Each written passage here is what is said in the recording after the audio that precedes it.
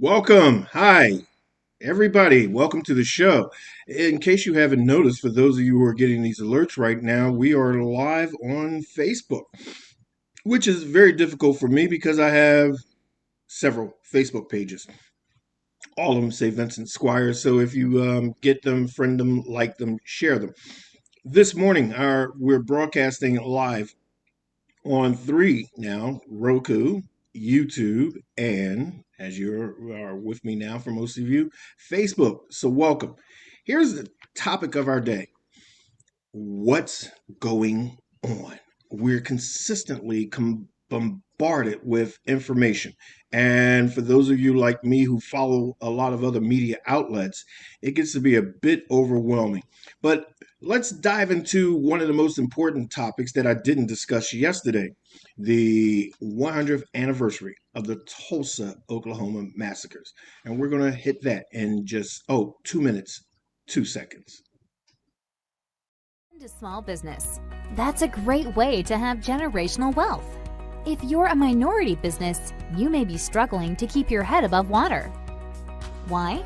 In 2019, the Black community spent $1.5 trillion because the Black dollar lifespan: 28 days Asian communities, 19 days Jewish communities, 6 hours a month in the Black communities. Major brands target the Black media, TV, and radio. That's why Blacks are brand shoppers. That's why they get a big slice of that $1 trillion pie. Your business needs exposure. You got quotes from cable networks and local radio. They charge a lot of money for a little exposure. Networking and social media is a full-time job to get part-time money. Let's look at a successful Black business model. Remember Soul Train? It was a new Black TV show that Johnson Cosmetics increased the exposure of Afro Sheen and made billions of dollars for Bobby Johnson. Where are you going to find a good show for a low price? We have a talk show called What You Got to Say. What You Got to Say is a Black-owned talk show streaming live on YouTube channels, Facebook Live. What You Got to Say has a diverse audience from 18 to 62 years old, and their gross income range from $32,000 to $122,000 a year. That exposure will get you a good slice of the $1.5 trillion. Tell us about your business. Maybe able to get on our Black-owned spotlight. In 4 weeks, your business can go from surviving to thriving. To find out how you can get what's yours, email sales@squiresignage.com. They're waiting to hear what you got to say.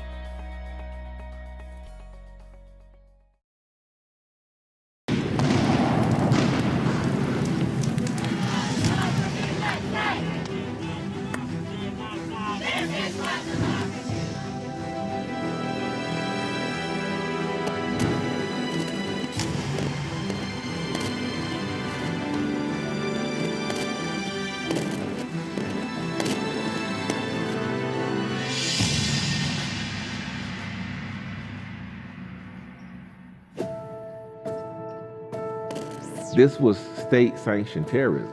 This was something that other Americans did to other Americans solely because of the color of their skin. So just saying we apologize that this massacre took place 100 years ago is simply not enough. Individuals need to be involved and recognize their own agency and their own responsibility in moving us toward reconciliation.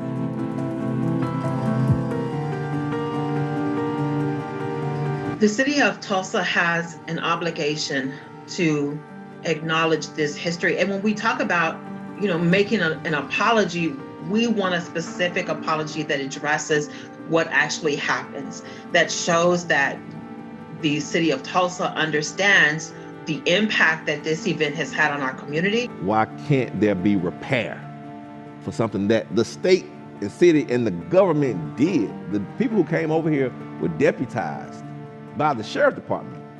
This wasn't some just vigilante Klan group, but they got deputized to do what they did.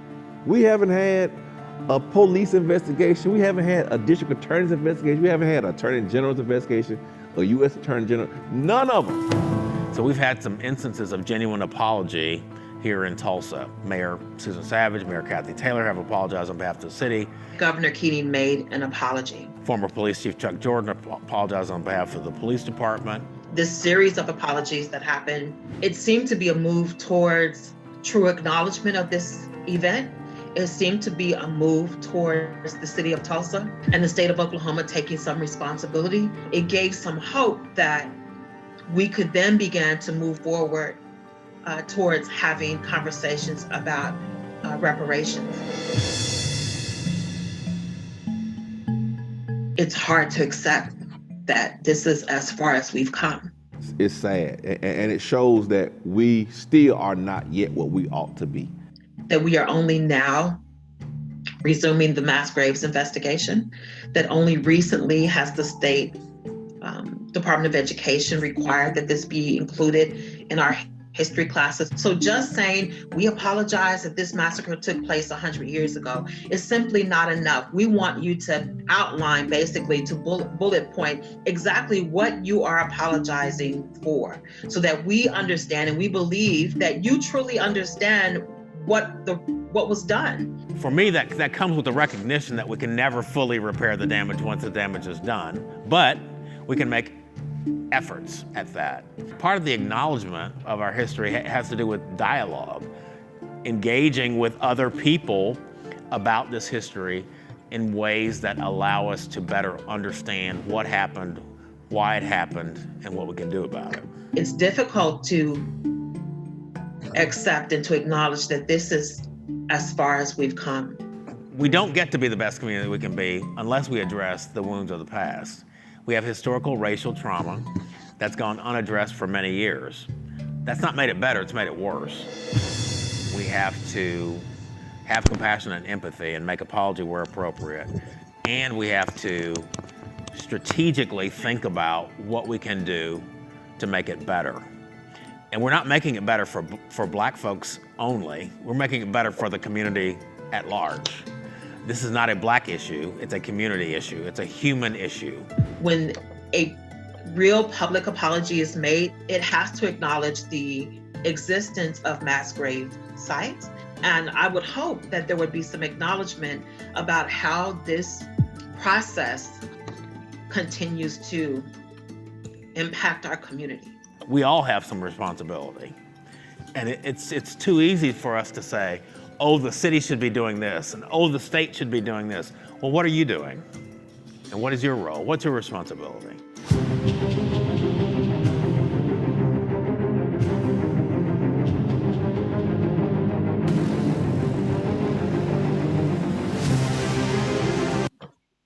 Now, that was a clip done by the Tulsa, Oklahoma. Now, that was, oh, there you go. Hello, everybody. Welcome back. Now, we just saw a clip by the Tulsa, Oklahoma Public Service, and it's a Greenwood Committee, which basically dives into what happened at that fateful day in Tulsa, Oklahoma. This is what we have, because philosopher George Aurelio said, "Those who do not know their history are doomed to repeat its failures." Let's look at the history. Tulsa, Oklahoma, 1920s. 1920s was a very trying year, a very tumultuous year. First, we're looking at people coming off of the war. But we're going to go into the history because we're dealing with some technical difficulties. If you can see, I'm all pixelated here. Now, we're going to take care of that technical issue, and we're going to be back in just 1 minute.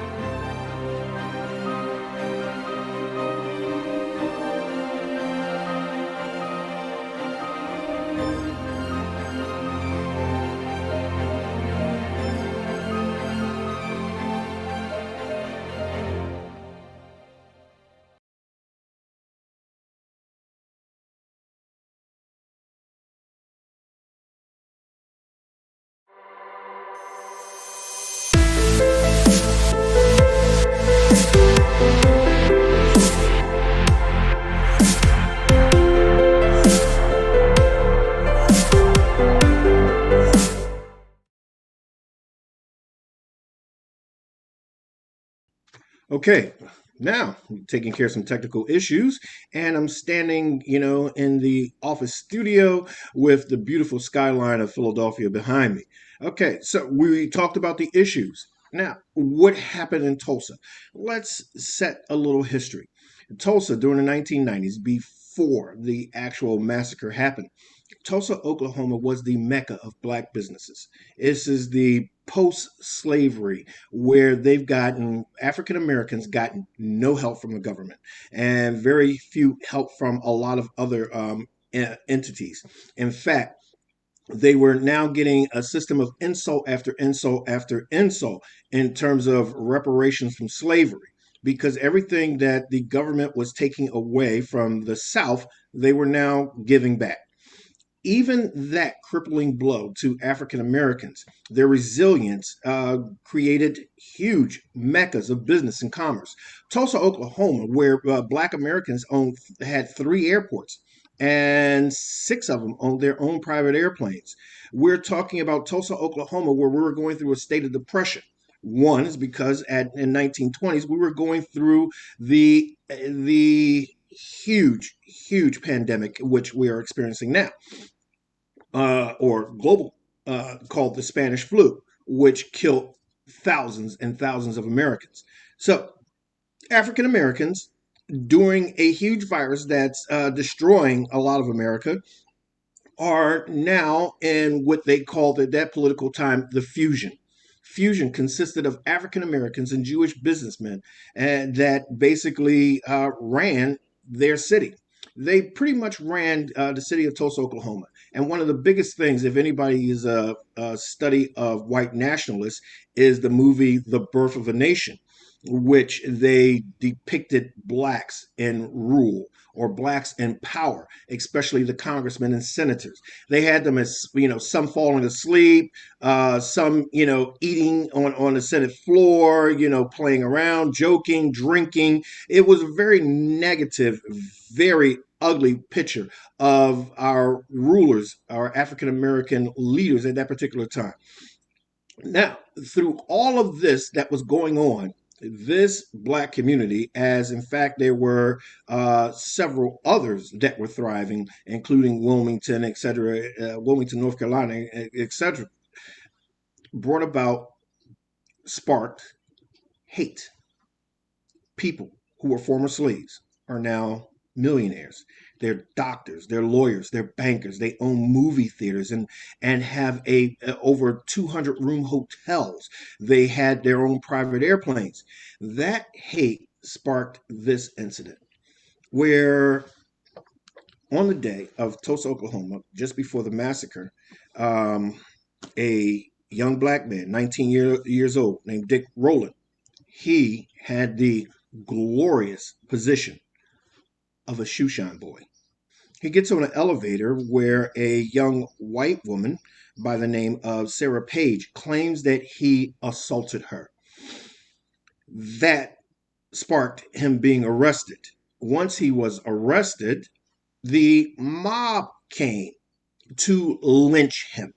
No trial, no witness account, no anything, just straight. He's black. He assaulted a white woman, which was, of course, big fuel in that movie, Birth of a Nation, where, the Klan came to save the virtue of a white woman who was going to be under attack of a black man. And she, rather than being raped, threw herself off the cliff. No, these guys, this mob is coming to avenge the virtue of this white woman, and they were going to hang him.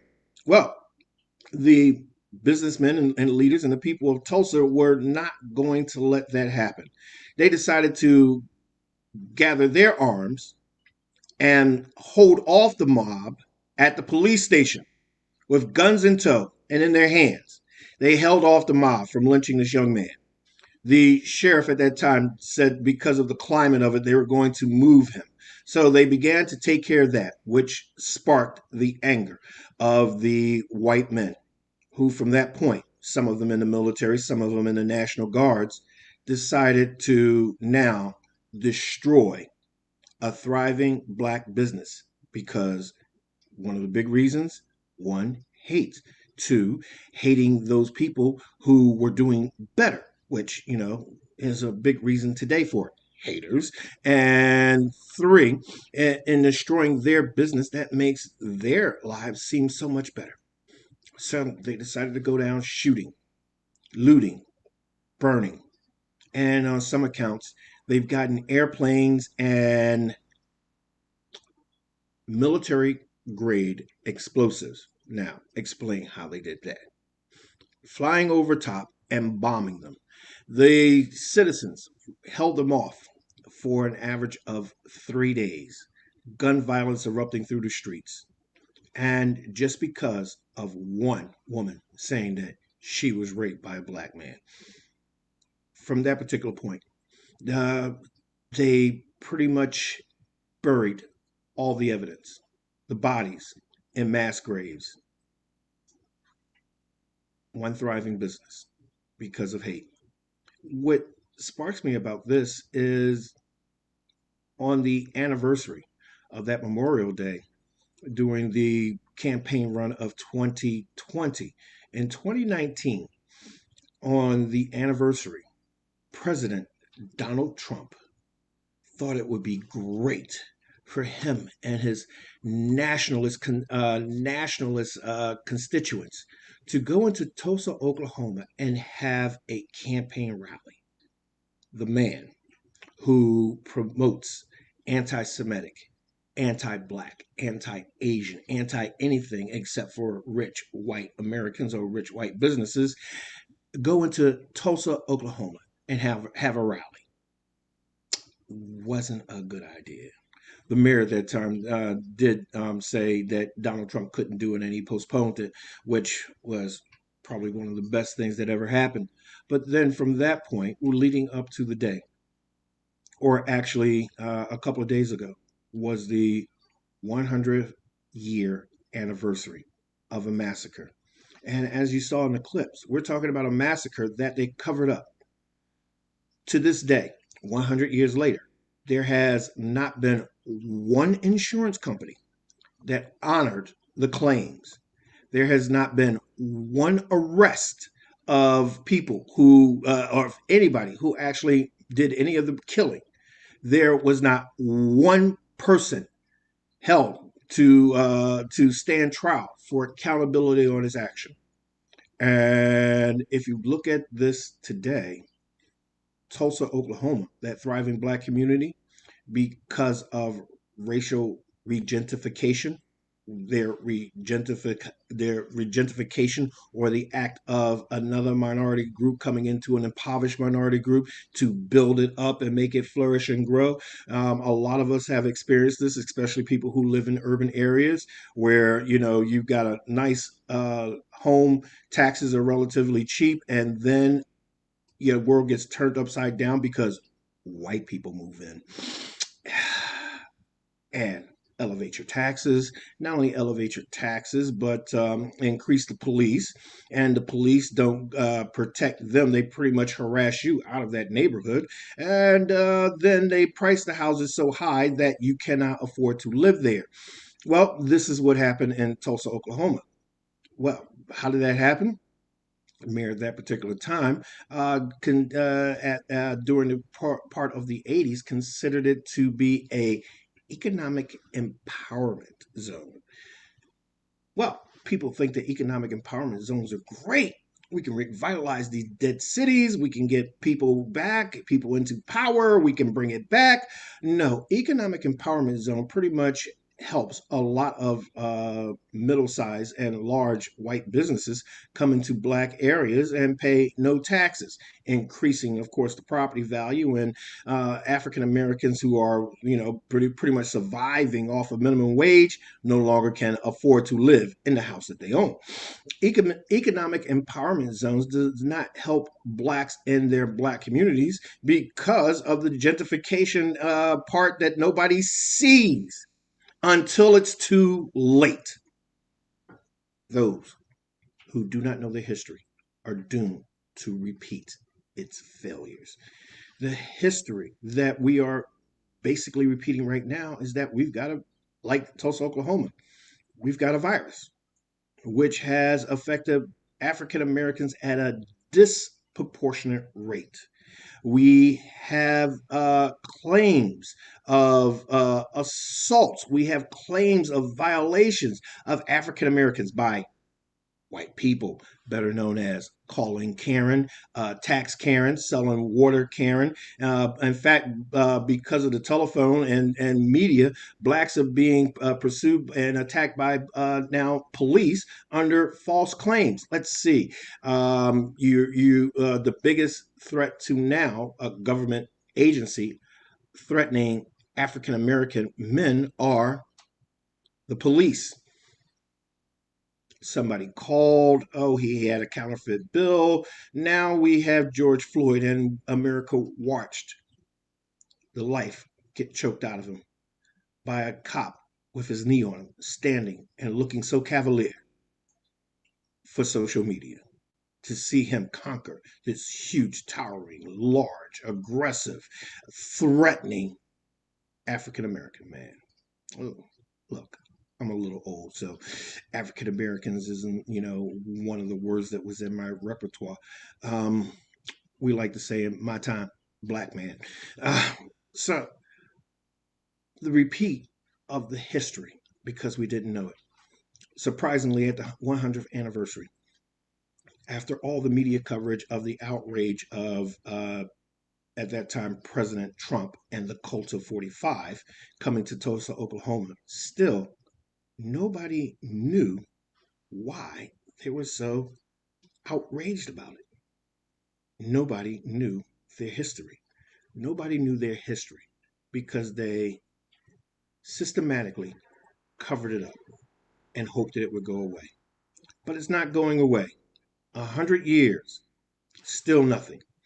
We're going to take another clip of an account of that event, but we'll do that in 2 minutes, 2 seconds. To small business. That's a great way to have generational wealth. If you're a minority business, you may be struggling to keep your head above water. Why?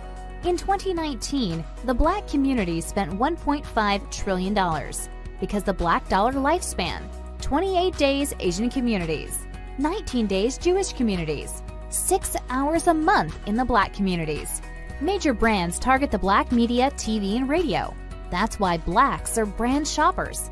That's why they get a big slice of that $1 trillion pie. Your business needs exposure. You got quotes from cable networks and local radio. They charge a lot of money for a little exposure. Networking and social media is a full-time job to get part-time money. Let's look at a successful Black business model.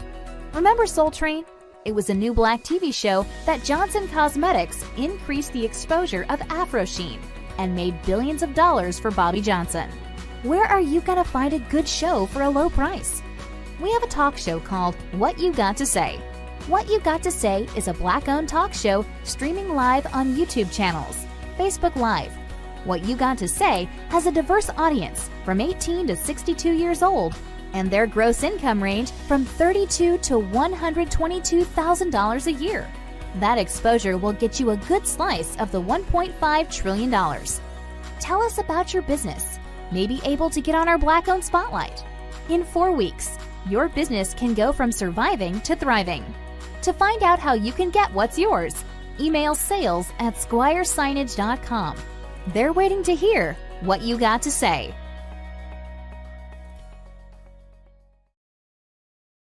I'm a survivor of the Tulsa Race Massacre. 2 weeks ago, I celebrated my 107th birthday.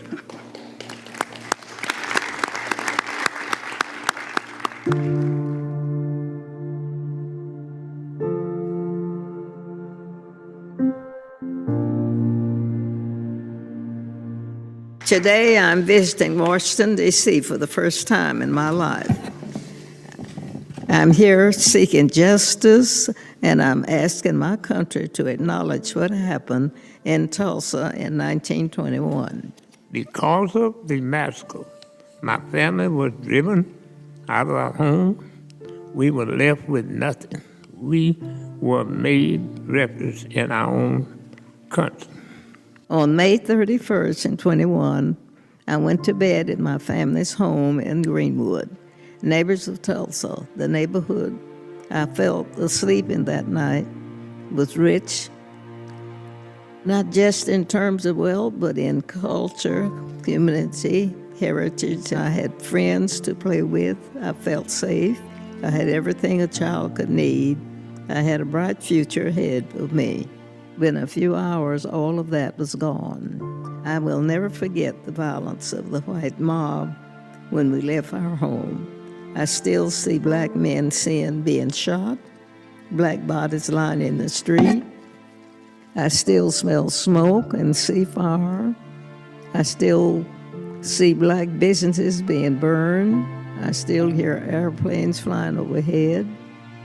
I hear the screams. I have lived through the massacre every day.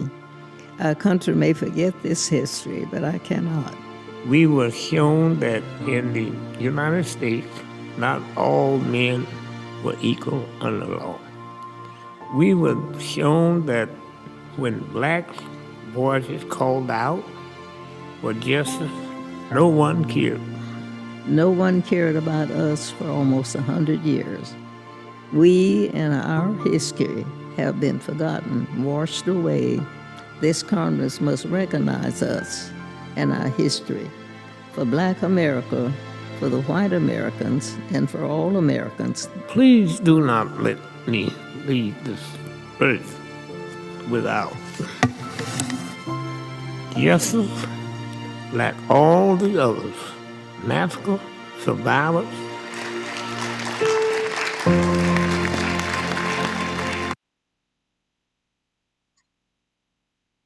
Now, we witnessed, you just saw the survivors of this massacre, survivors of incredible horror and tragedy, survivors who saw their world being destroyed. We talked to Dr. Wright yesterday, and he said one of the most incredible things that we're experiencing is the inhumane treatment to humans. The gentleman in the United States Army cap said that they treated us like we weren't human. Black voices crying out for justice, unanswered. Black voices wanting accountability for this massacre, unanswered. The incredible post-traumatic stress of seeing what she and he saw that day. Let's look at it. I've talked to a great deal of people. Oh, by the way, if you're watching this, you see the number flashing, you want to call in and talk to me, you could do that. But I talked to a lot of people, and when we watched the 1 year anniversary of George Floyd, it was 1 year, and there are some people who still cannot watch George Floyd being killed. And that's post-traumatic stress. The shock and the horror of seeing a person lose their life. Now, that was just one person. Imagine yourself being a 6-year-old girl. That's what she was at that time, 6 years old, and seeing that trauma unfold. People, your neighbors, your friends, your family being killed by an angry mob of white people who were just going block to block, shooting, killing, destroying. Imagine 6 years old and seeing that trauma and reliving it every day for 100 years. Yet, nothing has changed. Nothing has changed to stop that. Nothing has changed because even today we are still living in pretty much the same conditions. And believe it or not, in 1920s, as a whole, blacks have not progressed farther than that situation in Tulsa where they were thriving and they were destroyed. We have not progressed because we are still reliving that trauma. One of the big things that, and we're going to talk about this a little later, is some of the changes that's going on and taking place in our country. People are still reliving that trauma, yet there are no answers. Why are there no answers? Why is there no restitution? Why has no one come out and stated that this person was involved, even though they know? To this day, they still know. There are white people who can go back and say, yep, my great great grandfather was involved in that massacre and bragged about how many black people he killed. Yes, keeping it quiet. No one is held for accountability with this. 100 years, the greatest mystery ever. We're experiencing it right now. And see, this is why it happens. After the bombing, there were no more black politicians. There were no longer in Tulsa black people of power. They were all destroyed. Their power, which was their finance and economics, was destroyed by the bombing of it and the shooting of people who were the leaders. There were no more black people to stand up. Hey, to be honest with you, they started to now go into, stronger Jim Crow and restricted voting. So there was no more rule. There were no more people speaking on the behalf or representing them. What does that sound like today?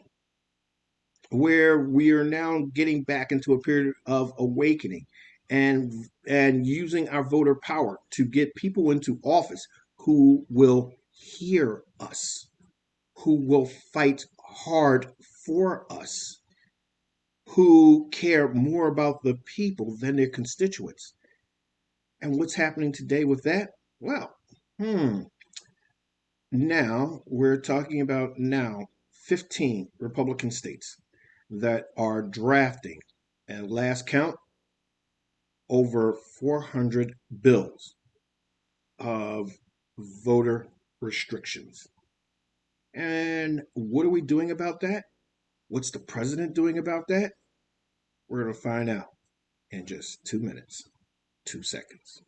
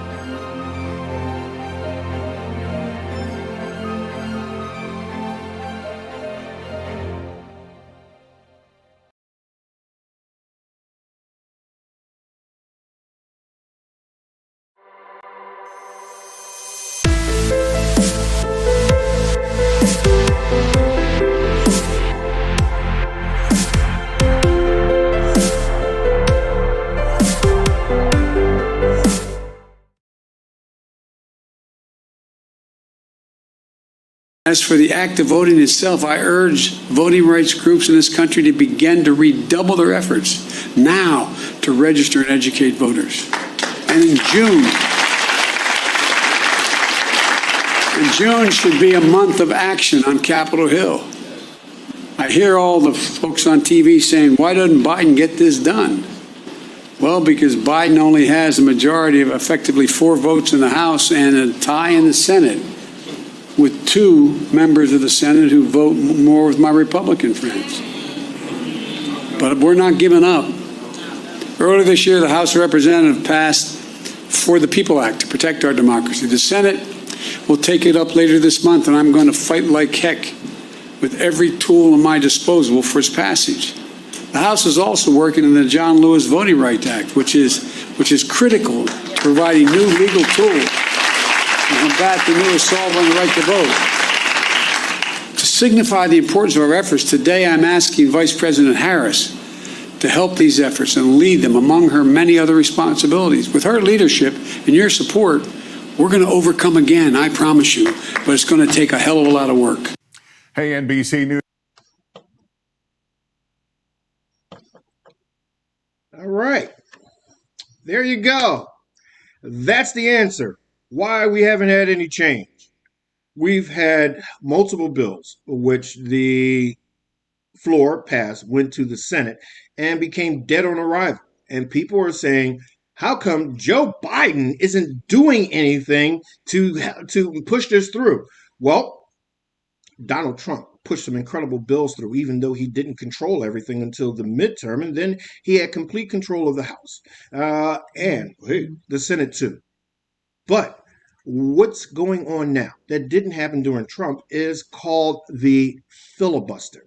Filibuster basically means that it has to you have to have a total of 60 votes for it to pass the bill in its entirety.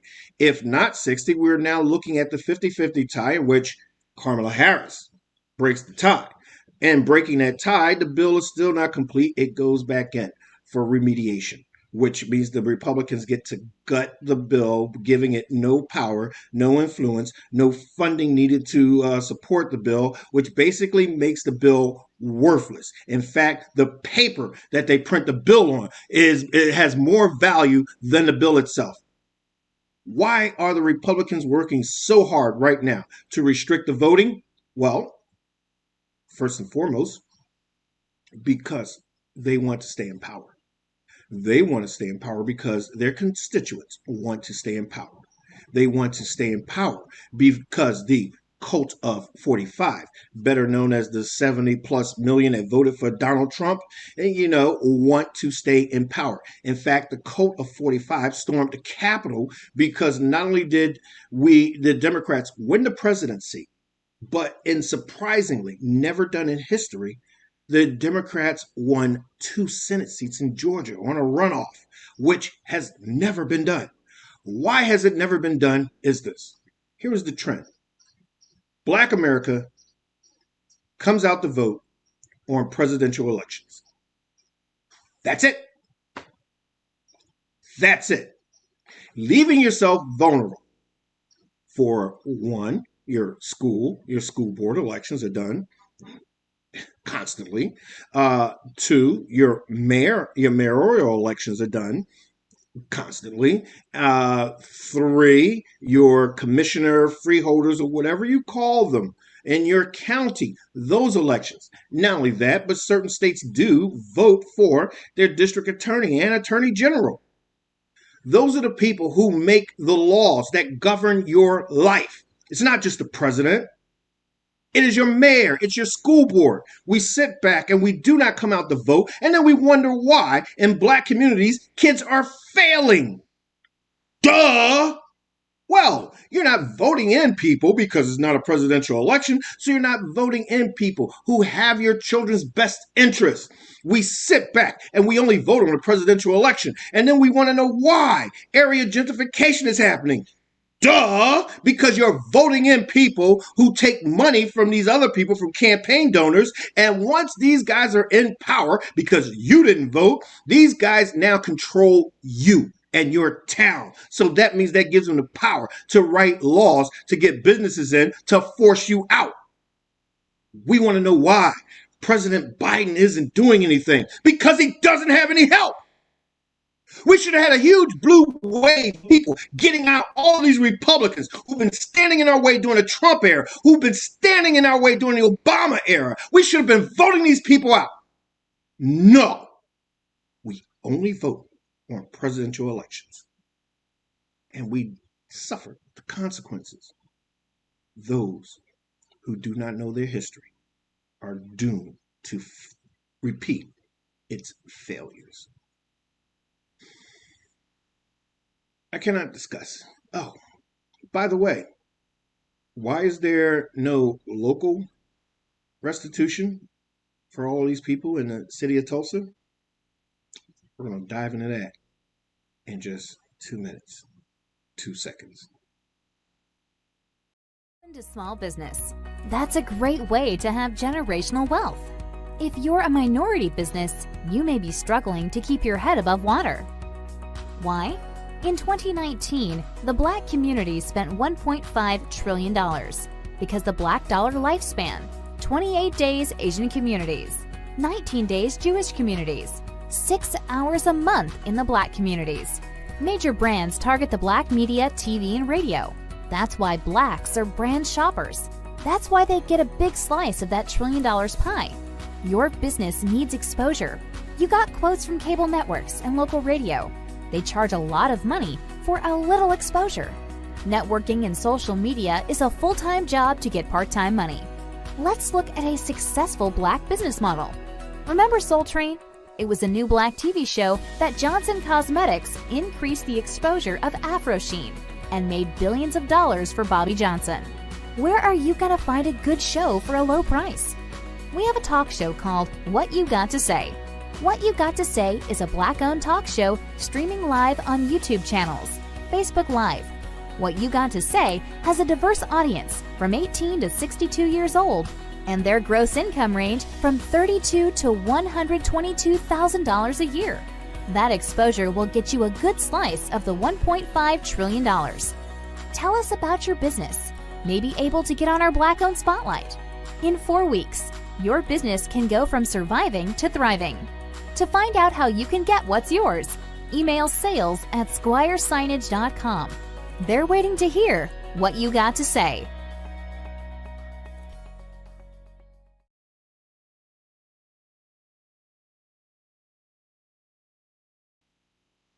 All right, so let's look at and dive into. Oh, by the way, welcome back for all of you, those of you on Facebook Live, Google, and Roku. Now, there's a number that will be flashing across. You want to get in on this action? I'd like to hear what you got to say. And that's the title of the show. Why? There hasn't been any local restitution for anybody in terms of this Tulsa massacre. Well, let's go into, as we talked, those who do not know their history. The present mayor, P.T. Bynum. You should see this wonderful picture popping up. He's been making a great deal of headlines. You know, he implemented the mask mandate in Tulsa, getting big press. People have been calling him everything. In fact, they've even compared him to Hitler. Well, everybody has now given him a great deal of sympathy and support. But do we really, as Black people, want to, embrace this man as being the hero and savior of Black lives? No. Let's look at some of the history. Bynum, during the period of Tulsa, Oklahoma, P.T. Bynum comes from a long list of mayors in Tulsa, Oklahoma. In fact, his great great grandfather was a mayor of Tulsa, Oklahoma. Let's go even further back in history. P.T. Bynum, how did they gain their wealth? Well, great grandfather was a slave owner. Yes, those people who use human beings as the commodities of their wealth and working them, doing things like picking crop, planting crop. Those people, the slave owners who allowed people of lower class stature and very angry, who they allowed them to brutally beat, maim, decapitate, and rape the Africans who came into this country in chains, who had very little influence or power. Yes, his great grandfather. In fact, he had, guess what? 400 slaves. Yes, huge plantation. So let's look at 400 slaves. I'm sorry. He had 4,000 slaves. So let's do the math. 4,000 slaves in terms of his net worth, not in just the products that he did and the property, but let's look at his net worth in terms of just property that he owned. Slaves. 4,000 slaves times at that cost, $900 a slave, which means that he had a net worth of $3.6 million during the period of slavery. That is a mild estimate. So you say 3.6 million? That's nothing. Let's put that in today's income.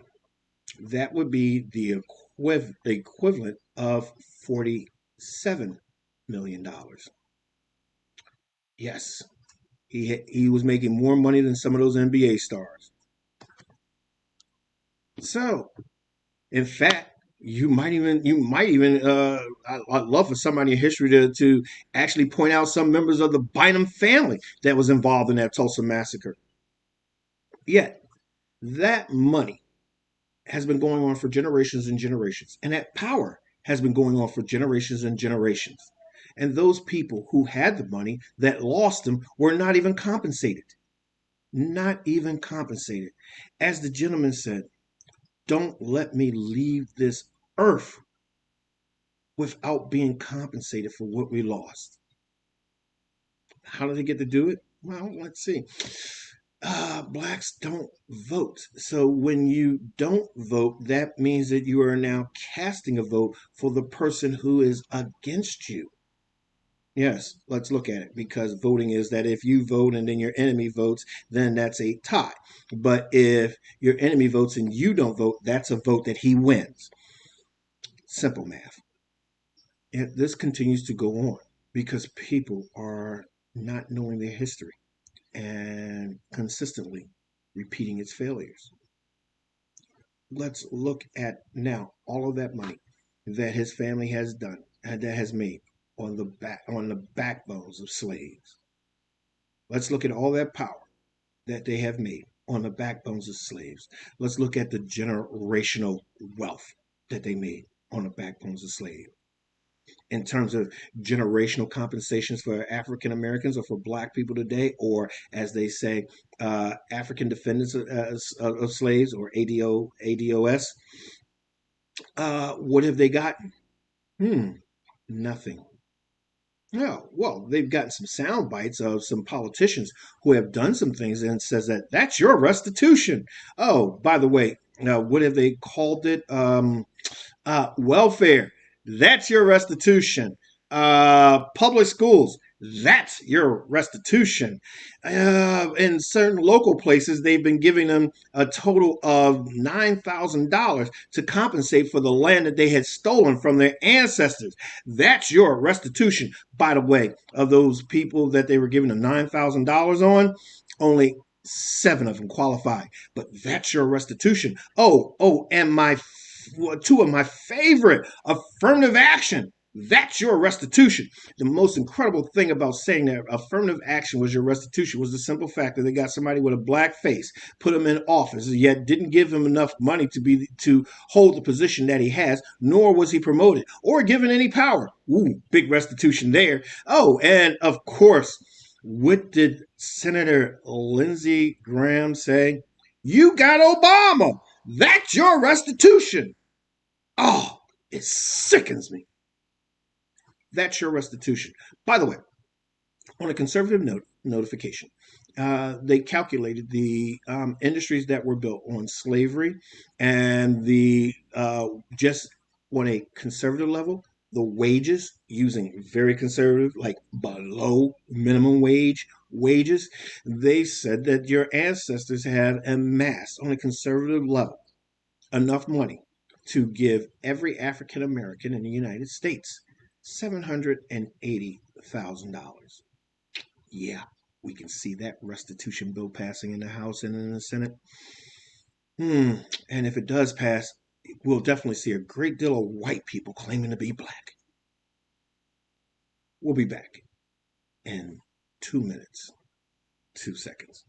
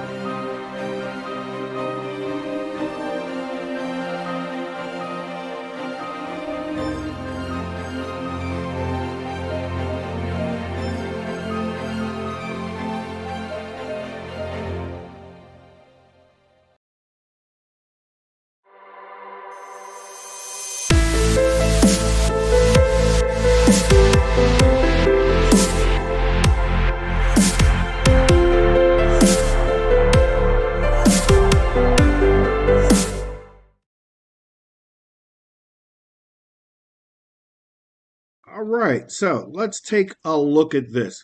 We're going to shift the focus right now on something that just happened yesterday. And we talked about mass shootings, right? And we talked about shooters. Let's This look is at this. something I've never seen in 35 years of policing. The Volusia County Sheriff's Office surrounding a home in Enterprise on Tuesday where they say two children, just 12 and 14 years old, opened fire on deputies. And here's an indication of a 14-year-old and a 12-year-old have it so bad in life that they're going to defy law enforcement and engage them in a gun battle. Sheriff Mike Chitwood says the children ran away from a group home, a place they responded to nearly 300 times last year. What the hell is the Department of Juvenile Justice doing, sending these kids to places that can't handle them? According to investigators, the 12-year-old boy and 14-year-old girl broke into a nearby home where they found a shotgun and AK-47. Chitwood says the deputies were met with gunfire as they tried to de-escalate the situation. But they took rounds, multiple rounds, before they were left with no other choice but to return fire. The girl was shot by deputies and rushed to the hospital. The boy was then taken into custody after surrendering. Thankfully, I have deputies who are going home to their families because they knew what to do. They were well trained. There we have it. Our juvenile justice system, hard at work. Here we go.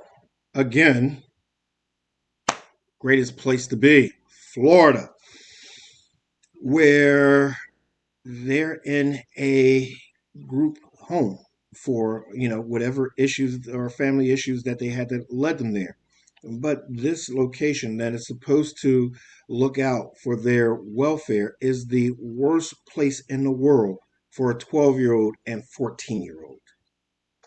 12 and 14. The place that they had them in has been so bad that they said that they have been called there over 200 times. 200 times. Nobody in those 200 phone calls, the justice system, the juvenile justice system, did not see fit to investigate, to shut down, to have someone there to replace those children. No. Why? Now let's look at it.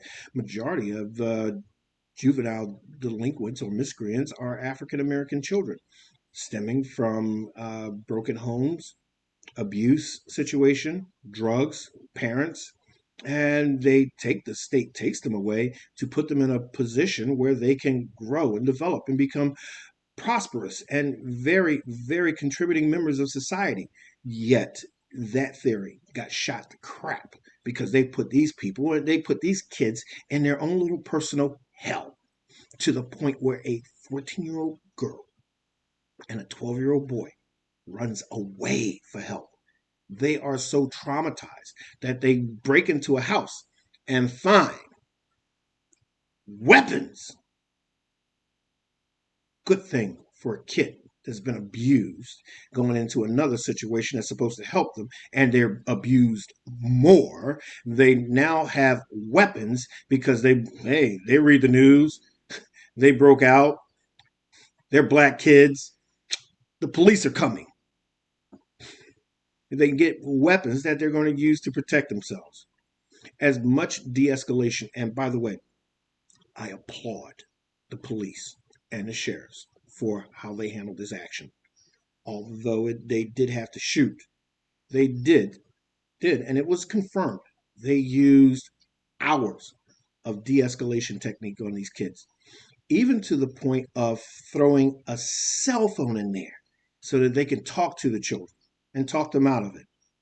Yet, no, these kids thought that it would be better to die or to stand up and fight than it would be to be placed back in that situation.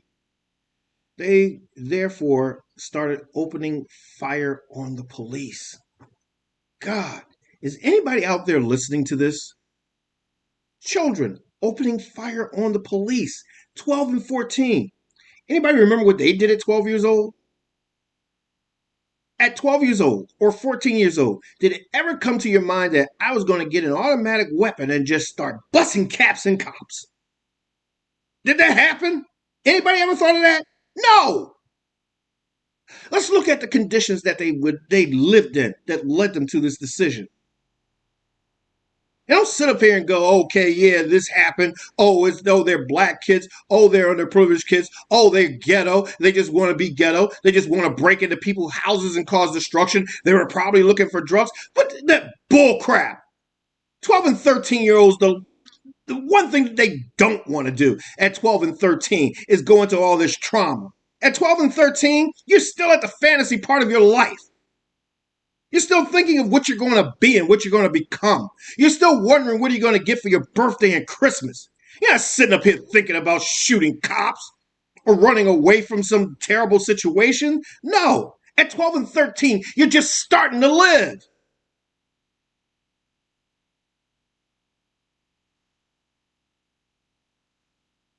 Give us a call. Have your comments ready. We'll see if anybody listening, because I want to hear what you got to say.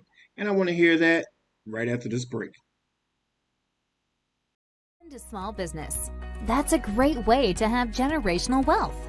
If you're a minority business, you may be struggling to keep your head above water. Why?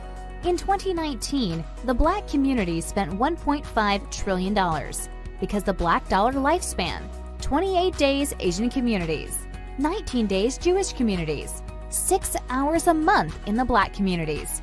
Major brands target the Black media, TV, and radio. That's why Blacks are brand shoppers. That's why they get a big slice of that $1 trillion pie. Your business needs exposure. You got quotes from cable networks and local radio. They charge a lot of money for a little exposure. Networking and social media is a full-time job to get part-time money. Let's look at a successful Black business model. Remember Soul Train? It was a new Black TV show that Johnson Cosmetics increased the exposure of Afro Sheen and made billions of dollars for Bobby Johnson. Where are you going to find a good show for a low price? We have a talk show called What You Got to Say. What You Got to Say is a Black-owned talk show streaming live on YouTube channels, Facebook Live. What You Got to Say has a diverse audience from 18 to 62 years old, and their gross income range from $32,000 to $122,000 a year. That exposure will get you a good slice of the $1.5 trillion. Tell us about your business. May be able to get on our Black-owned spotlight. In 4 weeks, your business can go from surviving to thriving. To find out how you can get what's yours, email sales@squiresignage.com. They're waiting to hear what you got to say.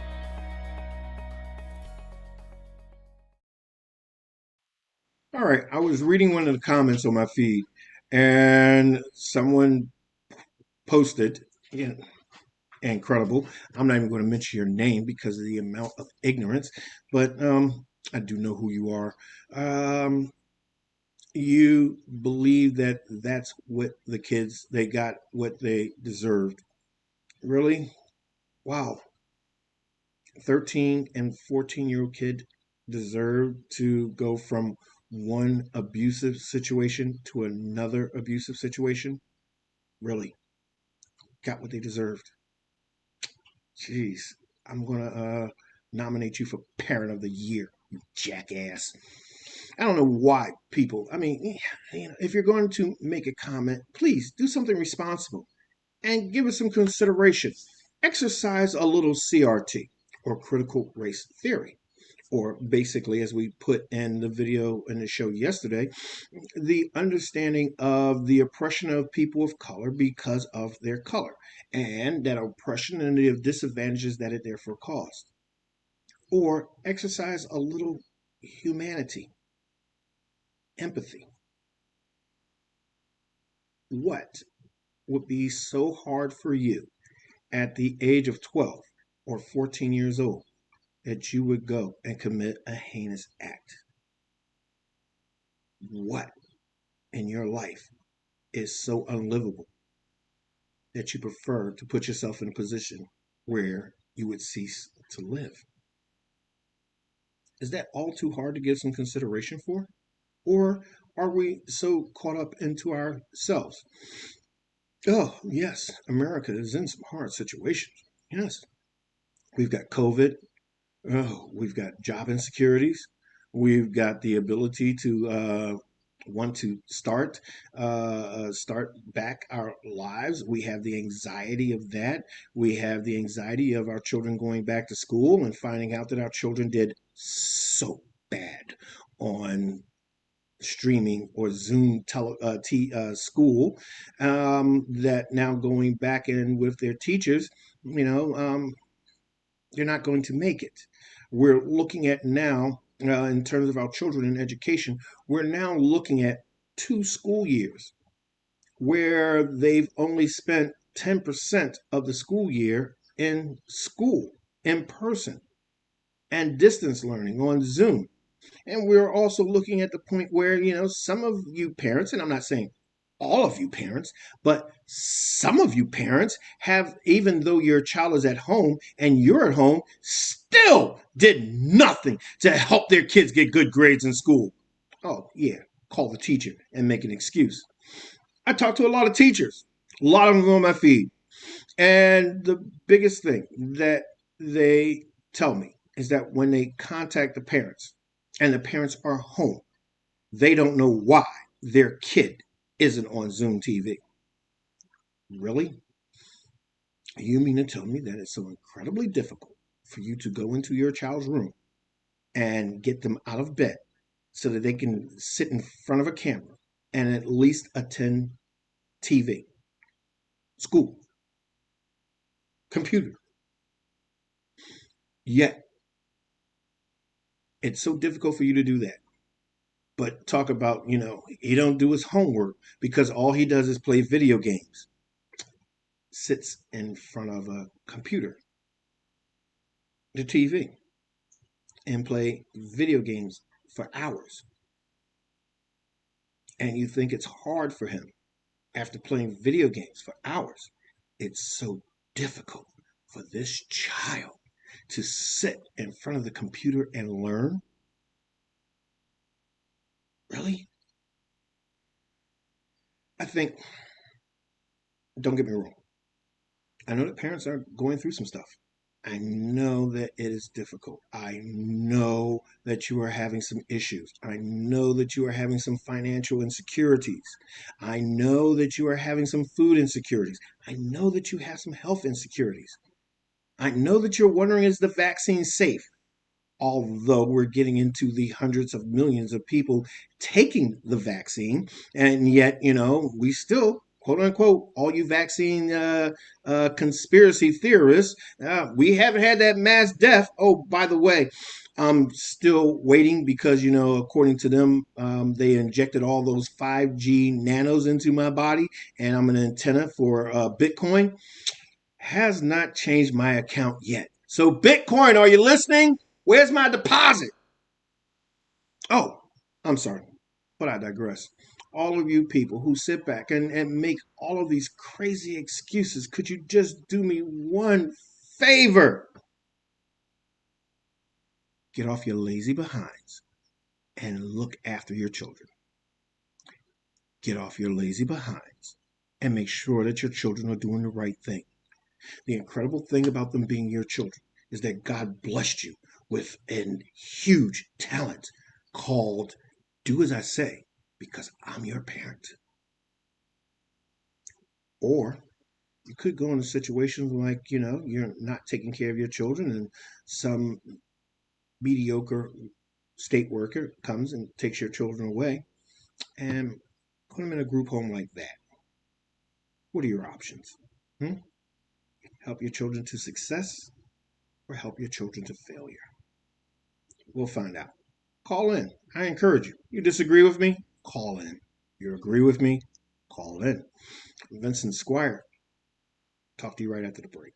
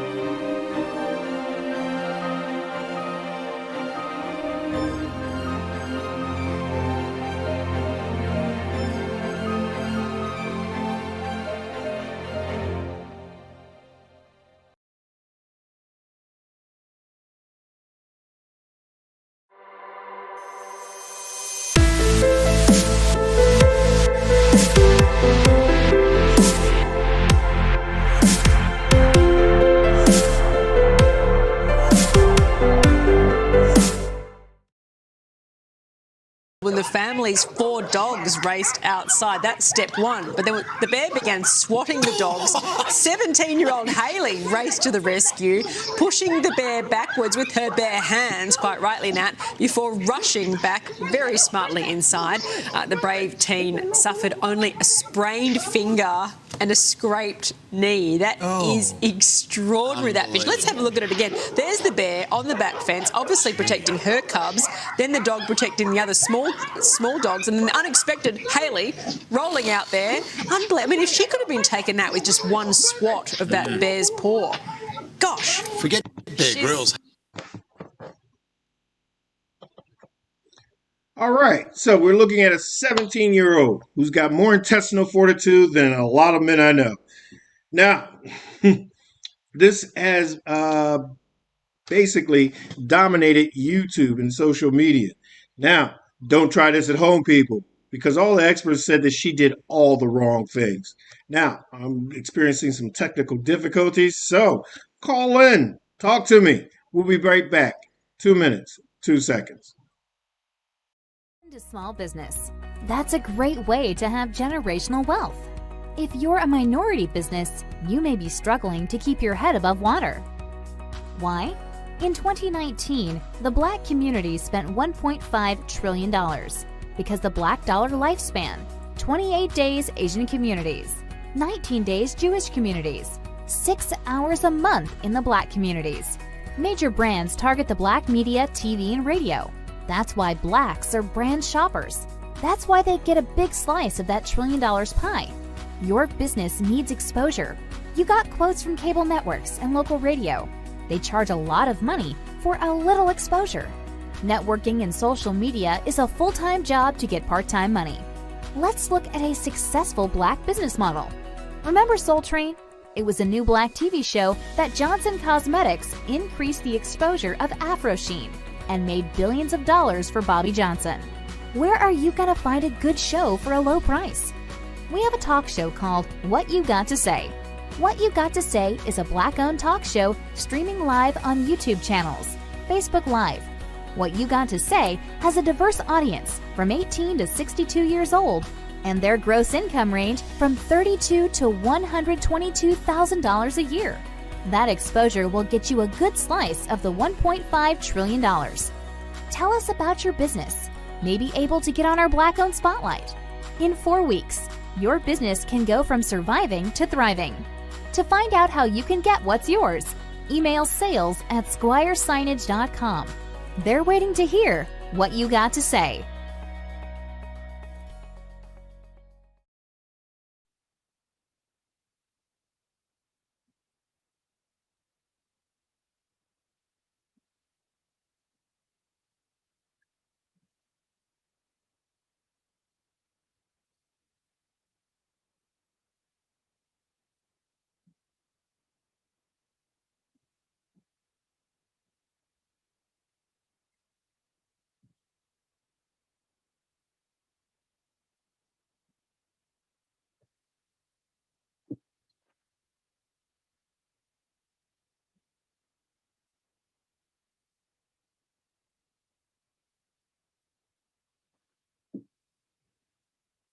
How much time we got? Johnny.